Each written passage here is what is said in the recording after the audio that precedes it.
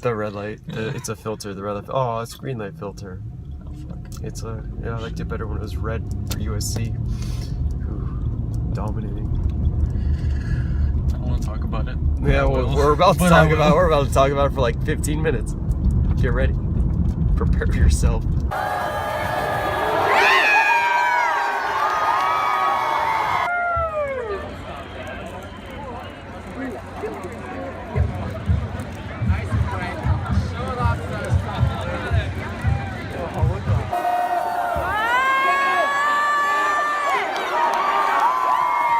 Hello, ladies and gentlemen, and welcome back to another episode of Los Angeles Bias. As usual, I'm your host, Russell, and I would like to welcome you guys back to our original setting, aka the front seat of Sasha's car.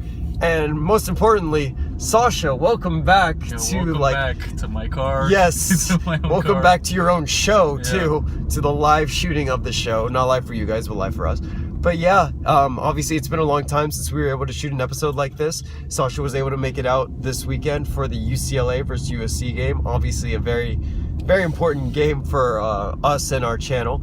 But yeah, unfortunately we were not able to go out to the UCLA game. Some stuff came up for the both of us. It's just a little crazy right now this time of the year. Yeah, time crunch. Oh yeah, definitely a time crunch right now. But I'd like to give a big shout out to my friend Mello. Melody, we just always call her Mello.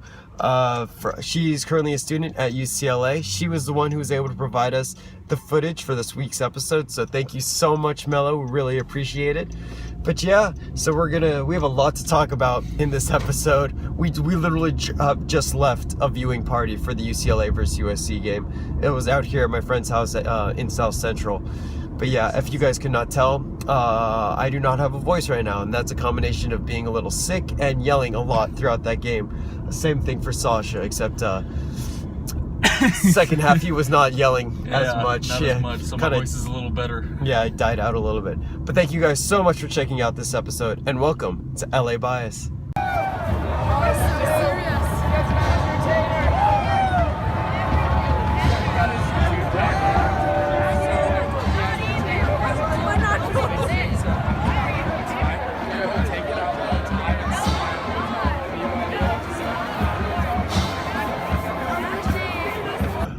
All right, ladies and gentlemen, let's just jump on into it, shall we? So, game just completed. I'm not even kidding. About half an hour ago. Been driving for a little while. But so with a final score of USC 36, UCLA 14, the USC Trojans come out with the victory this year. Get to keep the victory bell in South Central. And it was an interesting game. Well, at least for the first half. It definitely was an interesting game. I don't think a lot of people saw... Oh, hello. Get out of the street. Get out of the middle of the street, goddammit. I don't think a lot of people saw that score coming. Or really, not a lot of people. I think there's a car behind us. You're going to have to actually drive a decent speed. Just make it right. Just make it right here. It's fine. 20's fine. 20's fine. But yeah, so so kind of an odd score, 36-14. But this first half, the game was the first half.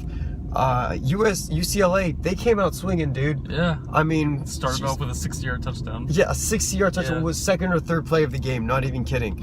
So Mike Falafel, to the obvious GOAT, to, what was the receiver's name? I don't even know the receiver's name. Jordan Lasley, redshirt sophomore, I think, out of Junipero Serra, which is the same high school as Dory Jackson. This is a cluster. Okay, stop the car. This is a cluster. Okay. Well, that's why it's so much fun to shoot in the car, ladies and gentlemen, because you never know what people are going to do, especially at midnight in South Central Los Angeles next to a major party college. But yeah. Yeah, so remember the UCLA receivers, ladies and gentlemen, because I didn't know any of them. And I think there is a reason for that. Yeah, because they aren't very good in general.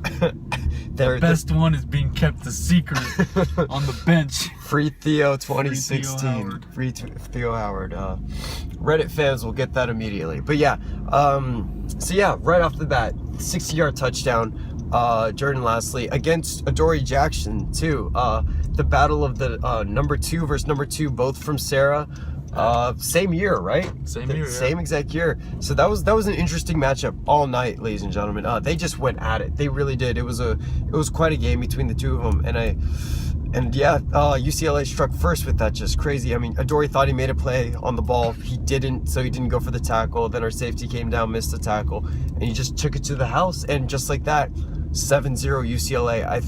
I don't think there was a single professional analysis out there that said UCLA was going to be up at like any time in this game. Yeah, honestly. it was kind of penciled in to be a blowout from the very start, and it wasn't. We had some hope at the beginning, but that was fairly quickly lost after the first quarter. But that's all you need. All you need is hope. But yeah, so then the next drive, SC goes down pretty easily. Goes down and scores. I think that was in that first drive. Yeah, Juju Smith-Schuster makes a nice big about a 30-yard. Get out of the street, please. Like, yeah, thank you, Jesus. Juju Smith-Schuster makes a very nice. He's just looking at us funny now. Just get in front of him. Go. No, just whatever. Just go. It's great. I'm so glad this is all on film. It's real, ladies and gentlemen. This is where I live. But and sorry if I'm just a little crazy. Sorry if we're both a little crazy. It's been a long night. Yeah. Especially for you. Especially for me. But yeah, Juju Smith-Schuster makes a very nice 30-yard catch down the field, lands funny, and he was they had to take him out for the next couple of plays. He landed funny on that shoulder. He was limping on and off the field all day. He was hurt. I swear, the announcer even said, I think he's been hurt 7 times in this game alone. Yeah, he just kept on getting hurt. The training staff had to keep on going to the field, keep on checking up on him. Halfway through the game, they said it was a possible hip flexor, but he ended up coming back in the game anyways. I mean, everybody knows that Juju, he's a guy who plays through pretty much everything. Yeah. I mean, last year he played with that broken hand, with a cast on. Dude is insane. You know, obviously everyone's going to call him a warrior after this game, which, I mean, he may deserve, rightfully so. He played, you know, he wasn't the biggest impact player, but he did what he can. He wanted to contribute to the team, so I give him full credit for that. But then, yeah, we go down the field. USC was able to score, tied up at 7-7, and boom, next drive. No, that's right. Yeah, we went 3 and out. You went 3 and out. You guys got the ball back around your 20. Mm-hmm. Drive for a little bit, and then Sam Darnold, he makes a freshman mistake, ends up throwing a pick to Miles Jack 2.0, right? No, that was Fabian Moreau. Oh, Miles Jack 2.0 is later. Sorry. Yeah, jumping ahead. Yeah. But the pick was, you just kind of threw it across the middle. Fabian Moreau just undercut it, almost took it all the way to the house, but Darnold ran him down from behind. Which is good on Sam Darnold, honestly. There's not a lot of quarterbacks who would really not only make that effort, but be able to catch up to him and actually make that tackle. He's a big dude, so he's athletic him down too. Fairly easily. So yeah, throws the pick, and then next play, I think it was like 2 plays later. 2 plays later. Threw it right to Jordan Lastly again, who was being covered again by Adoree Jackson, and I think there was a slight height advantage there. Slight? A couple, 3 or 4 inches. Oh, but guys, come on, really? Yeah. Come on, guys. But wow, they're waste. Did you see? Yeah. Oh my god. But it's midnight. It's not even that late. You can't be that drunk this early. Okay. But yeah. Lastly kind of just extended out there at his highest point, and that was a little farther out of Dory's reach. Held on to it, credit to him. I didn't think he was gonna, but he held on to it throughout the process, caught it. There you go. UCLA was 14-7 in the game that I did not expect them to ever have the lead. So there they had it twice before the end of the second quarter.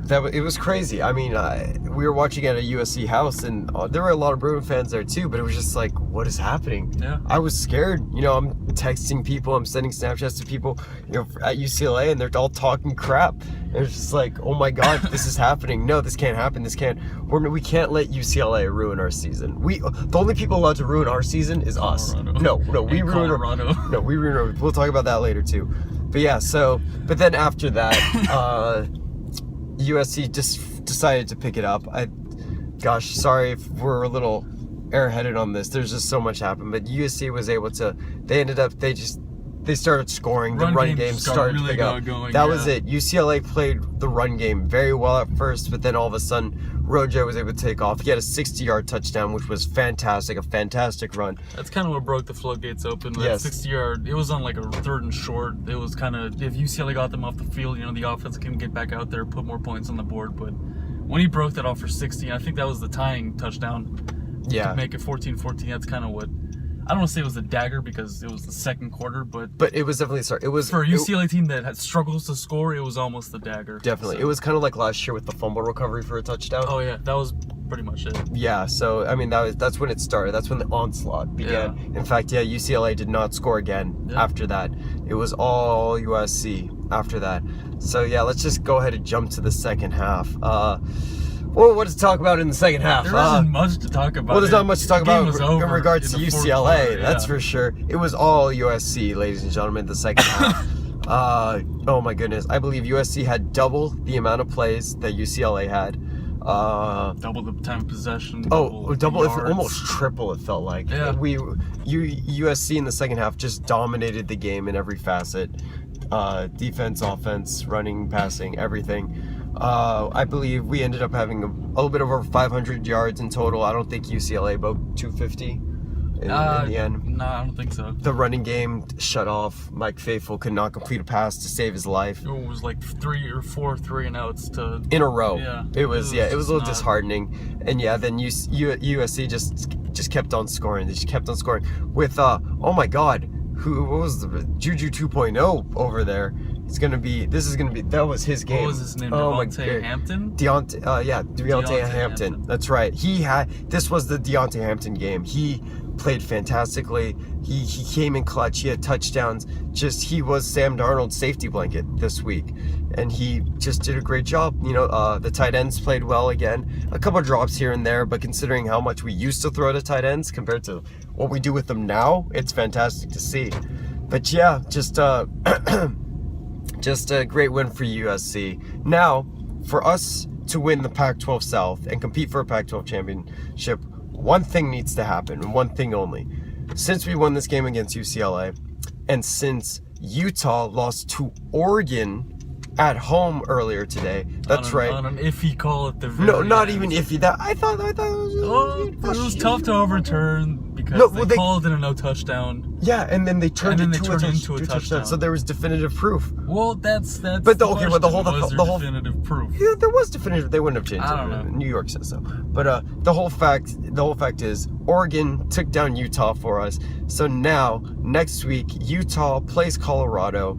We, the USC Trojans, are cheering for Utah to beat Colorado, because if Utah beats Colorado next week in Boulder, the USC Trojans, after starting off 1-3 and getting absolutely destroyed by Alabama, will be your Pac-12 South champions and will compete for the Pac-12 championship, which is just crazy to think about. All right, what are you doing, dude? To be fair to the rest of the Pac-12 South, to be crowned the Pac-12 South champion, there's really no honor anymore. There are not too many good teams down there. But all things considered, credit to Colorado and Utah. They really pulled together a really good season. Utah kind of fell off at the end. Colorado playing like they're in the 90s again, but 1991 Colorado. Yeah. Oh boy. It's the Arizona schools are down. Definitely. UCLA is down. Utah, Colorado, and USC kind of ran it this year, but very entertaining carousel. Between those three. I'd kind of rather have Colorado than any of the Arizona schools, just because Colorado. Just because it's Arizona too. Yeah.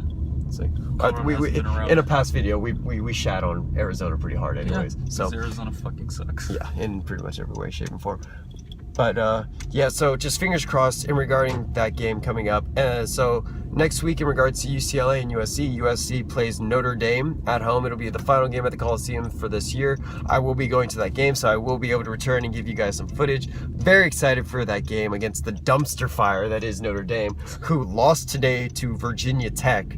So that's just going to be a fun game. Hopefully we can blow them out. Hopefully we can just end the regular season off right and just get a fantastic bowl game. And then UCLA heads up to Berkeley. Yeah, that's kind of their voodoo area. UCLA. What is this cluster going on? Oh my God. This is insane. UCLA doesn't play well in Berkeley. Their first win in a while was 2 years ago. I think their first win in Berkeley in like a decade was 2 years ago. So there is definitely some kind of voodoo of playing up there for whatever reason against Cal. And we'll see how it goes. Cal isn't very good this year, but neither are we. So we'll see who wins in the University of California showdown. Pretty much, the UC Bowl. I mean, in this case, it really is, UCLA's defense, which has been very good this year, against really, a prolific Cal offense, and then a pretty bad UCLA offense against a terrible Cal defense. Yeah. So we'll see if defense really does win championships, huh? A movable force meets an immovable object or something like that. Well, you tried. That's what's important. You tried. I'm so glad that's in the video. It won't be a good game either way. So I'm looking forward to watching more UCLA. It won't be a good game. I'm looking forward to watching more bad UCLA football. So yeah. And then effectively, I do apologize for kicking you guys out of bowl contention. Oh, I'm sorry. I don't want to watch any more UCLA football. I don't want to watch any more games. It's fine. Stop. They're already dead. But so as is tradition, this weekend was another perfect weekend for the USC Trojans, with the USC victory, a UCLA loss, and Notre Dame losing to Virginia Tech. And even though we were in the car and I'm currently holding the phone, will the phone stand, I'm going to go ahead and don the perfect game cheesy sunglasses at night. When else do you wear sunglasses? Ask our band. And of course, the free foam finger. There we go. To celebrate another, gotta hold it before we turn. Okay, got it. To celebrate another perfect weekend for the USC Trojans. We are now, what, is that in 7-game win streak? 7-game win streak. Holy cow. We've not had a 7-game win streak since the Pete Carroll era. So this is just crazy to even compare Clay Helton to Pete Carroll. But yeah, I think that's going to do it for this episode. Sorry if it was a little bit all over the place, but we just thought we wanted to shoot this video fresh out of the game. But yeah, thank you guys so much for checking out this episode of LA Bias, and I'll see you guys next week. All right, bye-bye. Thanks a lot, guys.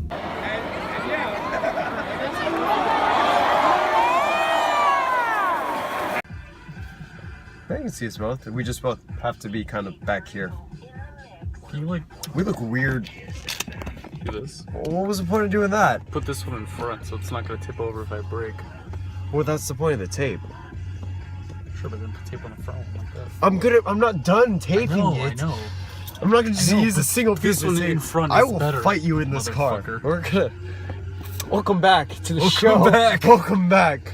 I'm so glad to have you back on the show. Look at us. Don't mind us. Like that dude right now. We're not the droids you're looking for. We just bought a very poor city block and turned it into ours. We purchased it. Kicked all the homeless people out, and it's ours now. Take that, homeless. You fucking showed them. Gentrification isn't a thing, don't worry about it. It's not real. Not at private school. If I make it through the episode. And if you stay awake through the episode too. Just take out the biker.